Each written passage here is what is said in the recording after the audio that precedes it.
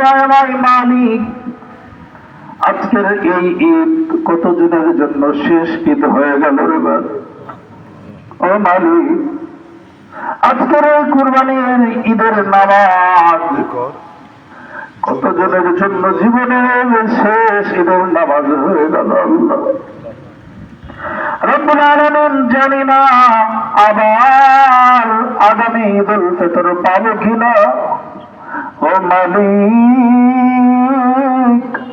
দয়া করে মায়া করে আপনি আমাদের নামাজ খানা কবুল করে নেন। আল্লাহ রব্বুল আলামিন, আমাদের সকলের হায়াতের মধ্যে বারাকা দান করেন। আল্লাহ রব্বুল আলামিন, আল্লাহ আমাদের মাঝে অনেক অসুস্থ, দয়া করে সুস্থতা নসিব করে দেন। আল্লাহ রব্বুল আলামিন, অনেকের জন্যই দোয়া চাওয়া হয়েছে। আল্লাহ সকলকে সুস্থতার নিয়ামত দান করেন। রব্বুল আলামিন, খাস করে দোয়া করি আমাদের মুরব্বী জনাব শফিকুর রহমান বাদশা সাহেবের জন্য। রব্বুল আলামিন, আপনি দয়া করে মায়া করে এমপি মহোদয়ের হায়াতের মধ্যে বারাকা দান করেন, স্যারকে সুস্থতার জিন্দগি দান করেন।